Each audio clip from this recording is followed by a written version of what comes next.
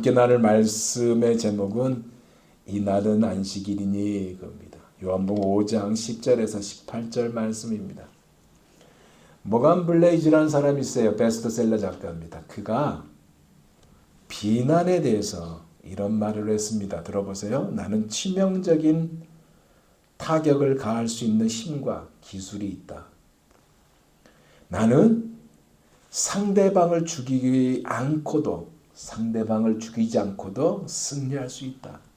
나는 가정과 국가 그리고 어떤 조직도 파괴할 수 있고 수많은 사람을 파멸시킬 수도 있다.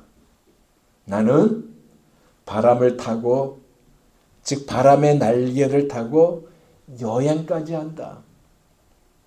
아무리 순결한 사람이라도 내게는 무력하게 되고 아무리 깨끗한 사람이라 할지라도 내게는 더럽게 된다. 나는 바다보다 더 많은 노예를 거느리고 있으며 나는 결코 망각하지 않으며 나는 결코 용서하지도 않는다. 그렇게 할 수 있는 내 이름은 뭐냐? 바로 내 이름은 비난이다. 여러분, 비난이 무엇입니까? 비난은요, 남의 잘못이나 결점을 책 잡아서요, 나쁘게 말하는 것이 비난입니다. 비판과는 달라요. 사실과 논리에 입각하여 상대방의 주장을 반박하거나 지적한 것이 비판이잖아요. 그렇지만 비난은 자기가 마음에 들지 않는 대상이 있잖아요. 또 그 대상이 사건이 발생했잖아요. 트집 잡을 거리가 생겼잖아요. 사실관계를 떠나 욕하고 조롱한 것이 바로 비난입니다. 오늘 본문에 등장한 인물이 있습니다. 38년 된 병자죠. 38년 된 병자를 예수님이 고쳐주셨어요. 기쁘고 감사할 일인데 비난으로 마무리 짓고 있는 것을 볼 수 있습니다. 사실 오늘 본문은요, 그 1절부터 봐야 되는 것이 맞습니다. 그런데 제가 10절부터 나누게 됐어요. 불치병입니다. 도와줄 가족도 없이 홀로 남은 자에게 주님이 친히 찾아오셔서 온전한 사람으로 걷게 하셨는데 비난이 되고 말았다는 얘기입니다. 왜일까요? 오늘 본문이 그것을 설명하고 있습니다. 특별히 오늘 본문이 우리에게 주는 교훈이 있어요. 이것을 나누면서 우리 함께 은혜 받고자 합니다. 먼저 오늘 사건은요, 어떻게 시작되고 있느냐? 자비 혹은 친절이라는 이름을 가진 베데스다 연못에서 그 연못에 있는 38년 된 병자를 예수님이 찾아오셔서 고쳐주셨던 것에서부터 시작되는 이야기입니다. 이 연못은 어디에 있느냐? 양이 출입하는 양문 가까이 있는 샘 솟는 못입니다. 5개의 파빌리온, 그러니까 5개의 행각이 있어요. 그러다 보니 이곳에 모인 환자들이 바글바글 거렸는데 왜 환자들이 바글바글 거렸냐? 물이 동하기를 기다렸기 때문에 환자들이 모였습니다. 물이 동한다는 건 뭐냐? 천사가 내려와 물이 움직이도록 한다는 이 미신 때문에 이 전설에 의해서 물이 움직일 때, 동할 때 제일 먼저 물속으로 들어간 자는 어떤 병에 걸렸든지 다 낫게 된다는 이 미신 때문에, 전설 때문에 이 5개의 파빌론 행각에는 환자들로 바글바글 걸었다 얘기입니다. 이 연못의 크기는 길이가 9m 정도가 돼요. 바위를 파서 만든 큰 웅덩이입니다. 동서로는 16.7m, 넓이로는 3.8m. 성의 북쪽 벽 가까운 곳, 성전으로 들어가는 양문, 즉 쉽게이트, 이 곁에 위치한 연못에 환자들로 북적북적했다는 거예요. 그래서 자리 때문에 가장 좋은 위치가 들어갈 수 있는 좋은 위치가 있다고 생각해서 어쩌면 웃돈을 주면서까지 그 자리를 사고 싶을 정도로 하는 이 자리 때문에 싸움과 고성이 끊이지 않는 곳이 바로 이 베데스다 연못이었다입니다. 이곳에 38년 된 병자가 있었어요. 이를 찾아온 예수님이 그에게 내가 낫고자 하느냐? 라고 질문을 던졌습니다. 그럼 우리 같으면 예수 낫고 싶습니다. 그게 정상인데 이 사람이 뭐라고 그러냐면 물이 움직일 때, 동할 때 나를 이 연못에 넣어주는 사람이 없어. 내가 가는 동안에 다른 사람이 먼저 내려갑니다. 라고 하소연하는 겁니다. 그렇지만 예수님이요. 일어나 내 자리를 들고 걸어가라 하셨어요. 그렇게 하심으로 그가 고침을 받았던 것이 오늘 사건의 시작이다 그 얘기입니다. 문제가 뭐냐? 안식일에 이 일이 일어났다는 것입니다. 유대인들이요 고침을 받은 자에게 안식일을 범하게 한 자에 대해서 물었고요. 예수님이 이미 그 자리를 피했기에 안 보여 말을 못했지만 후에 성전에서 예수님을 만났잖아요. 그래서 예수님이 그에게 더 심한 것이 생기지 않도록 다시는 죄를 범지 말라고 당부하셨다는 것. 이가 유대인들에게 그가 누구인지 예수인지 일러 바쳤고 유대인들이 예수님을 박해했다는 것.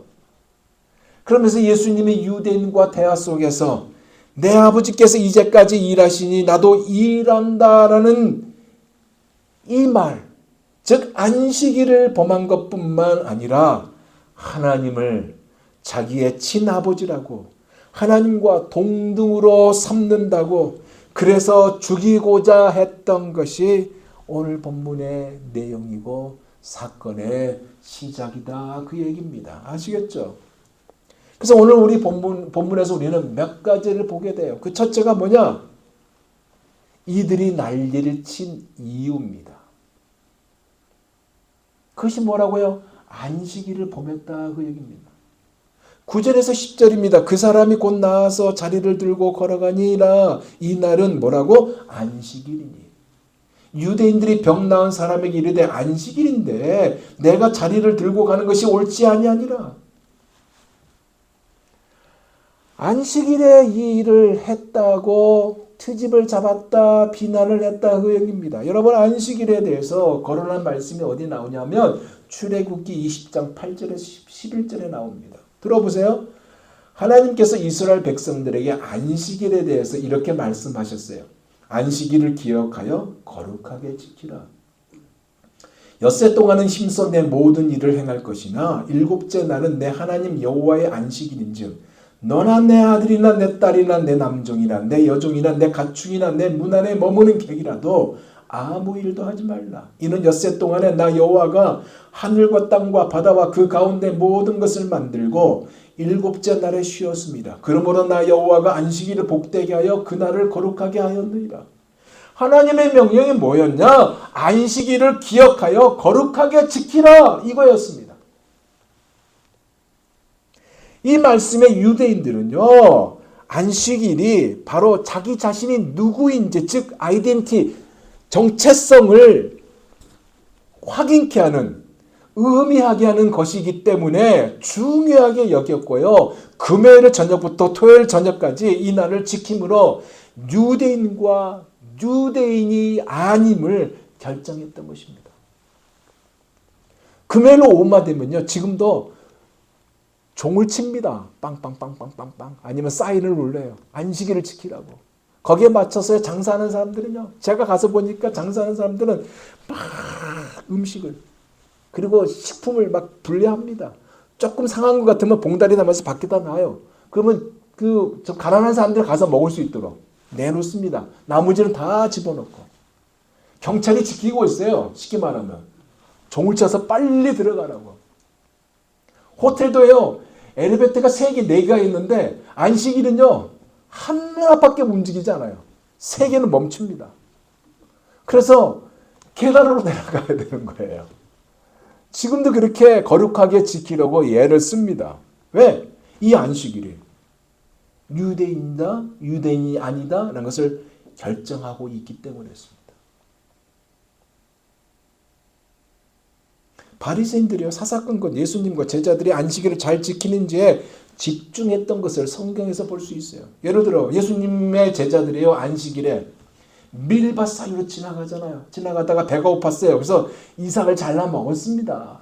그 조그만 이삭 잘라 먹었어요, 그냥. 그런데 제자들이 안식일을 안 지켰다고 시비를 걸어요. 여러분, 하나님께서 유대인들에게 주신 안식일의 진정한 의미가 무엇일까요? 그 의미가 3가지가 있거든요. 첫째가 뭐냐? 쉼입니다. 쉼.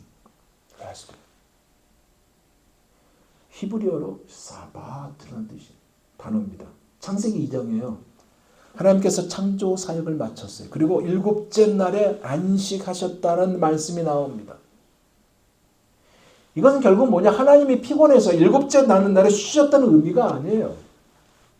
그렇게 빛을 줄 수 있어요. 그러나 그게 아니에요. 6일 동안에 흐트러진 몸과 마음을 원래대로 돌려놓는다는 의미를 담고 있습니다. 쉼이라는 게. 6일의 노동 때문에 피폐해진 채로 살지 말라는 것이고요.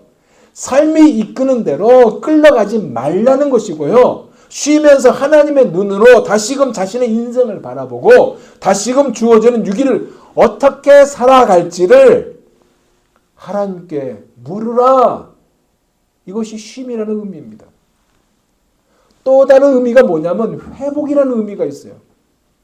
예수님께서 안식일에 손 마른 자, 그리고 오늘 본문에 등장하는 38년 된 병자를 고쳤어요. 안식일을 어겼다고 유대인들이 난리를 쳤죠. 고치는 노동을 했다고 안식일을 어겼다고 난리를 쳤습니다. 한마디로 이들이 정한 규정을 위반했다라고 난리를 친 겁니다. 그럼 이들이 만든 규정이 뭐냐? 하나님께서요, 안식일을 거룩하게 지키라고 했던 그 말씀에다가 일하지 않은 정도와 일함의 정도를 집어넣었어요. 39가지의 규정을 만들어서 이들이 집어넣습니다. 이것도 힘들어요. 그런데 여기에다가 세부사항을 391가지로 세부사항을 집어넣습니다. 그래서 등잔을 옮기는 것도, 아기를 들어 올리는 것도, 생각해서 아기가 안식일에 울어요. 그러면 아기를 들어야 될 거 아니야? 안 하는, 이것도 일한 것으로 친다니까요. 2글자 이상 글씨 쓰는 것도 안식일에 일했다고 생각했던 사람입니다. 여러분, 포트리에 회당이 많죠? 유별나게 회당이 많은 이유가 뭔지 아십니까? 이들이 정한 규정이 있습니다. 걸어갈 때 땀이 나면 노동했다고 치는 거예요. 그래서 땀이 안 날 정도, 땀이 막 날라는 지점에다가 회당을 졌습니다. 이렇게 까다롭게 살았어요. 뭐예요? 안식일을 어떻게 지킬 것인가가 문제가 아니라 안식일을 어떻게 어기지 않을 것인가가 되어버린 것입니다. 그래야 안식일에 병자를 고친 것이 옳으니까 라고 항의를 한 겁니다. 예수님은 율법을 어긴 사람이 되어버렸고요. 죄인이 되어버렸습니다. 이들의 기준에 의해서. 그러나 안식일은요, 엄밀히 말하면 일하지 않는 날이 아니라 일하는 날입니다. 이게 무슨 말일까? 회복하는 날이기 때문에 그렇습니다. 회복의 일을 하는 날이기에 그래요. 그 날이 어떤 날이냐? 나의 회복의 날이고요. 가정의 회복의 날이고요. 이웃의 회복의 날이고, 다시금 하나님의 백성으로 모두가 세워지는 날이 안식이다 그 얘기입니다. 또한 안식일은 뭐예요? 안식일의 주인이 누굽니까? 우리 주님이잖아요. 그 주인을 고백하는 날이 안식이래요. 예수님께서 이렇게 말했습니다. 인자는 안식일의 주인이다 그랬어요. 즉 예수님의 안식일의 주인이라는 말씀이거든요. 주인이신 주님께 속한 날이에요. 주인의 마음대로 주인이 원하는 대로 움직이는 날이 바로 안식일이다 그 얘기입니다. 이 안식일에 일을 했다고 난리를 칩니까? 예수님이 이 말씀을 하셨네요. 큰 두 번째로 뭐래요? 일하심에 대한 단어를 꺼냈습니다. 주님이. 하나님께서 지금까지 일을 하시니 자신도 일한다라고 말씀을 꺼냈어요. 이 의미는요. 뭐를 엿볼 수가 있냐면 먼저 하나님의 안식을 깨트린 자가 누구인 줄을 들여다볼 수 있는 단어입니다. 여러분 하나님의 안식을 깨트린 자가 누굽니까? 누구부터 시작됐어요? 아담과 하와죠. 안 그래요? 이들로 인하여 하나님은 진정한 안식이 주어지는 날까지 인류의 구원을 위해서 일하고 계신 것입니다. 그 일하심의 연장선이 바로 때가 참에 친히 예수님께서 이 땅으로 침입하시고 오신 거 아닙니까? 그러니 당당하게 예수님이 하나님과 동등된 분이라고 자신을 공경하는 것이 곧 하나님을 공경한 것이라고 말씀을 하셨던 거예요. 이 사실을 모르니까 그들이 이 안식일을 예수님이 고의적으로 범했다고 자신을 하나님과 동일시했다고 죽이려고 난리친 거 아닙니까? 여러분 38년 동안 누워있던 병자가요. 그날의 안식이니까 나음을 받았습니다. 그런데 그날의 안식이니까 오늘은 안식이네? 거룩하게 지켜야지. 그렇게 했겠어요? 생각해 보세요. 그의 눈과 마음은요. 물이 동하는 그 부분에 멈춰 있었을 것입니다. 그래서 그가 예수님께서 네가 낫고자 하느냐 할 때 그가 이런 말을 하잖아요. 물이 움직일 때 나를 못에 넣어주는 사람이 없어서 내가 가는 동안에 다른 사람이 먼저 내려갑니다 라고 하소연했던 거예요. 자, 심지어 병을 낫다고 칩시다. 자, 병을 낫죠. 심지어 병을 낫습니다. 안식일이잖아요. 이 안식일을 지키기 위해서 이 환자가 병을 낫으니까 병을 난 다음에 안식일이 지난 내일 일어나야지 그렇게 했겠어요? 아니에요. 이날은 분명히 안식일 맞습니다. 안식일을 범한 이들의 규정에 비춰보면 분명히 범한 것은 사실입니다. 무엇이 문제일까요? 말씀을 준비하다가 갑자기 옛날 생각이 떠올랐어요. 제 모교가 충현교회입니다. 김정희 목사님 계셨을 때 설교할 때 이 폐결핵이 있으니까 각혈을 수시로 해요.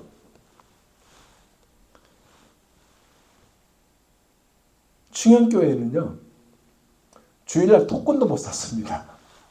그때 토큰이 있었잖아요. 버스를 탈 때. 토큰도 못 샀어요. 주일에 식사한다? 근처에 있는 식당으로 간다? 꿈도 못 꿨습니다. 성가대 인원이 멤버 중 하나가 그 근처에 있는 카페에 가서 커피 마시러 간 것을 목사님이 봤어요. 어떻게 한지 아세요? 한 달 동안 모든 성가대를 세우지 않았습니다.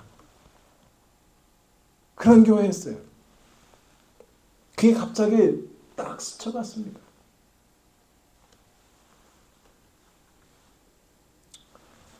언젠가의 사랑교회에서 손봉호 교수님의 주일 예배에 말씀을 잠깐 전하고 간증을 하는 순서가 있었어요. 점심시간이 됐잖아요. 행정수석 목사님이 충현교회 출신 목사님입니다. 남창훈 목사님이라고 지금은 장충교회에 오랫동안 목회하시다가 은퇴하셨는데 점심시간이 됐으니까 오카노 목사님이 점심 식사를 대접하라고 목사님에게 시켰어요. 남 목사 손봉호 교수님 모시고 식사 대접해줘. 이 말에 충행교회 출신입니다. 제가 아까 토큰 얘기를 왜 꺼낸지 아세요? 이것 때문에 꺼낸 겁니다. 우리 몸에 배어 있는 거예요. 이게 나쁘다는 건 아니에요. 얼마나 부담으로 와닿는지 그걸 얘기하고자 한 겁니다. 그 충영교회에서 자란 목사님입니다. 그리고 거기서 교육자 생활하다가 미국에 유학 가다가 행정수석 목사로 다시 사랑의 교회 부름을 받은 목사입니다. 그 목사가 이런 말을 합니다. 목사님, 오늘 주일이고요. 너무나 바쁜 날인데 언제 밥을 해서 언제 손 교수님에게 대접합니까? 맞는 말이죠. 그랬더니 이 말에 옥 목사님이 뭐라고 했냐면 무슨 말이야. 밖에 있는 식당으로 모시고 가서 식사를 대접해 드려. 이 말에 엄청난 부담을 느꼈어요. 교회 근처에 있는 일식당에서 식사를 대접하였대요. 송 교수님은 식사를 아주 잘 드시는데, 맛있게 잘 드시는데 자신은 음식이 자꾸 목에 걸려서 제대로 음식을 먹지 못했다고 합니다. 자, 다음 순서가 있어서 식사를 마치고 나오는데 교회 장로님들을 식당 입구에서 만났어요. 이구동성으로 식사 맛있게 하셨죠? 라고 인사하는데 얼굴이 붉어져서 마치 정말 죄를 진 것 같은 마음, 쥐구멍이라도 들어가고 싶었다, 그 얘기를 저한테 했습니다. 괴우를 초월한 하나님의 은혜인데 비난과 시비가 될까 봐 두려움이 찾아온 거예요.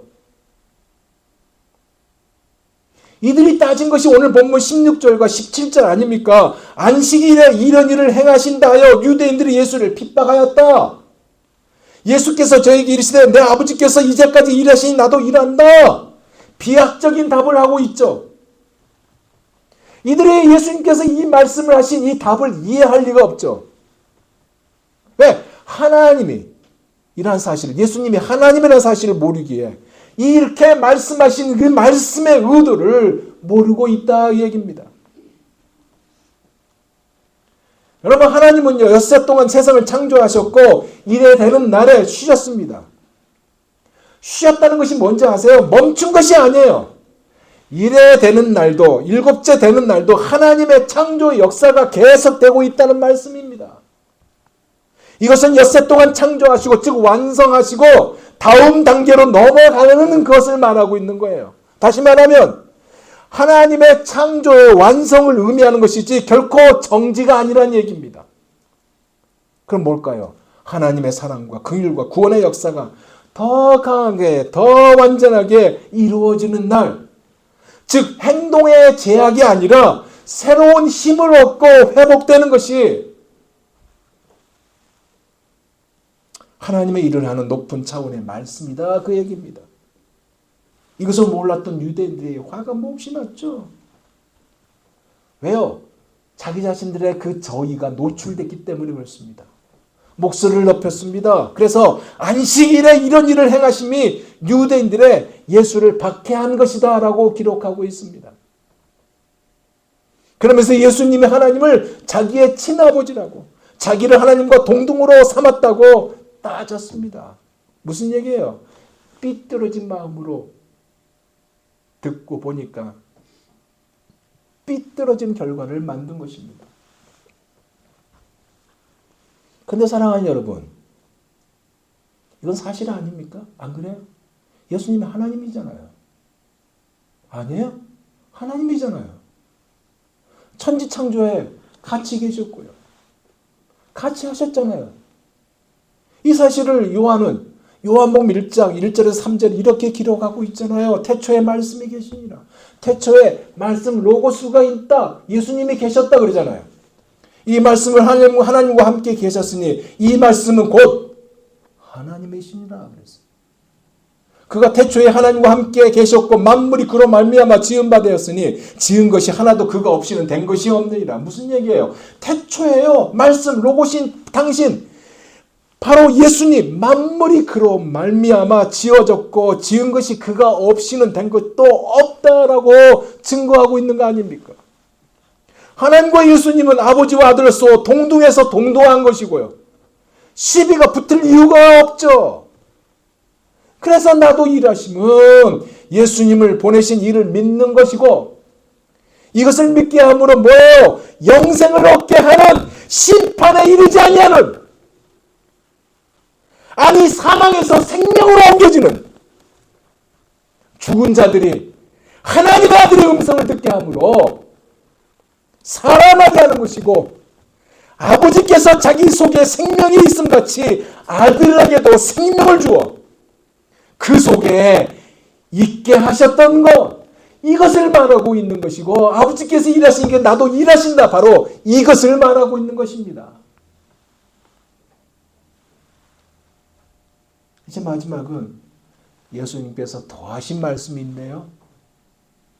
예수님이 이 고침을 받은 38년 된 병자에게 성전에서 이 말씀을 하셨습니다. 14절 보세요. 보라 내가 나았으니 더 심한 것이 생기지 않게 다시는 죄를 범치 말라 하시니 이 말씀의 의미가 무엇일까요? 여러분 이스라엘 사람들의 사고에는요. 고통과 질병에 대해서 모두 죄 때문이라고 생각했습니다. 이게 배지기에 깔려 있어요. 그래서 핸디캡을 가진 사람이 이 사람이 무엇 때문에 핸디캡을 가졌습니까? 부모의 죄입니까? 아니면 이 사람이 죄입니까? 라고 묻잖아요. 다 이거에 배경이 깔려 있는 겁니다. 이 의미로 볼 때 어쩌면 이 환자에게 어떤 큰 죄가 있지 않았을까라는 생각을 추론해 봅니다. 그래서 예수님이 더 심한 것이 생기지 않게 다시는 죄를 범치 말라라고 하신 것이고 바꿔 말하면 더 나쁜 것이 내 위에 임하지 않게 죄를 끊어라 그 말씀입니다. 신학적으로 말하면 무엇이냐? 핵심인데 결국 예수님 자신의 희생으로 우리를 구속하셨다 그 말씀입니다.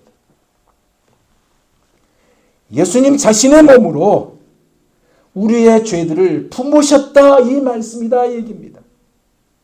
그래서 예수님이 십자가에서 달려 죽으실 때 예수님은 죄에 대해서 죽으셨고 우리도 그분 안에서 죽었다는 것.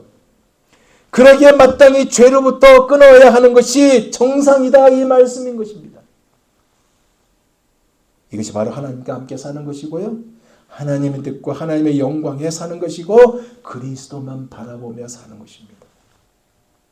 여기까지 이것이 오늘 본문에 담긴 깊은 말씀의 의미들입니다. 이제 말씀을 마무리하고자 합니다. 하나님의 은혜와요. 하나님의 구원은요. 절대로 우리의 공로로 주어지지 않습니다. 하나님의 은혜와 하나님의 구원은요. 우리의 결점이 있다 할지라도 그 결점 때문에 파괴될 수도 없습니다. 왜? 하나님의 일방적인 거든요. 하나님의 은혜로 대가 없이 의롭게 되었거든요. 생각해 보세요. 38년 된 병자가 오랫동안 그 안에 있었어요. 그래서 나 여기 있어요 하면서 예수님께 모르스보호를 보냈을까요? 탁탁탁탁탁 나 여기 있어요 했을까요? 아니에요. 성경 보세요. 그가 예수님께 신호 보냈다는 말이 나옵니까? 없어요. 예수님이 일방적으로 찾아왔다니까요. 쑥 들어왔어요. 쑥. 이것이 하나님의 은혜입니다. 죄로 인해서 하나님과 담이 생겼어요.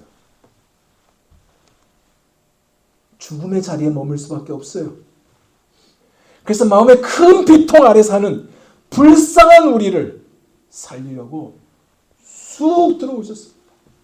찾아오셨어요. 왜요? 계속해서 우리가 하나님의 울타리 안에 하나님과 같이 지내려고 하나님의 은혜 안에 살게 하려고 그렇게 쑥 들어오셨어요. 나 여기 있어 하면서 모르스보를 안 보냈다니까요. 그러게 이 사실을 사도 바울은 로마서 8장 1절에서 2절 이렇게 증거하고 있습니다. 들어보세요. 그러므로 이제 그리스도 예수 안에 있는 자에게는 결코 정죄함이 없나니 이는 그리스도 예수 안에 있는 생명의 성령의 법이 죄와 사망의 법에서 너를 해방하였습니다. 성령의 법이 죄와 사망의 법에서 너를 해방하였다. 즉 성령의 법이, 즉 은혜의 법이 죄와 사망의 율법에서 우리를 해방해서 자유롭게 승리의 삶을 살게 하셨다. 그 말씀입니다. 왜요? 우리를 사랑하시기 때문에. 왜요? 우리에게 참된 안식을 우리에게 주시려고 그렇게 하셨다. 이겁니다. 그러기에 이날은 안식일이니 라는 말씀이 이 말씀이고요.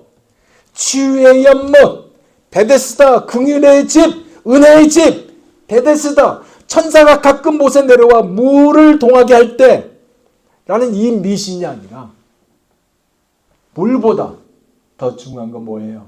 하나님 은혜에 속한 구원이고요. 죄인들에게 베풀어진 하나님의 긍휼과 은혜와 선하심이고요. 여기에 누가 등장해요? 예수님이잖아요. 고치신 이는 물이 동해지는 이 물이 아니라 바로 예수님이다라는 말씀이다. 그 얘기입니다. 즉 그리스도의 보혈의 대한 셈이고요. 모든 죄로부터 씻음받고 깨끗하게 되는 셈이고요. 모든 질병을 치유케 하는 셈이고요. 예수 그리스도 우리 주님, 이것이 바로 이날은 안식일이니라는 깊은 의미의 뜻을 담긴 말씀이다 이겁니다. 이번 한 주간도 안식일의 주인 되신 주님과 함께 동행하고 예수 그리스도와 함께 말할 수 없는 감동의 은혜의 한 주가 되시기를 예수 그리스도 이름으로 축원드립니다. 기도하겠습니다.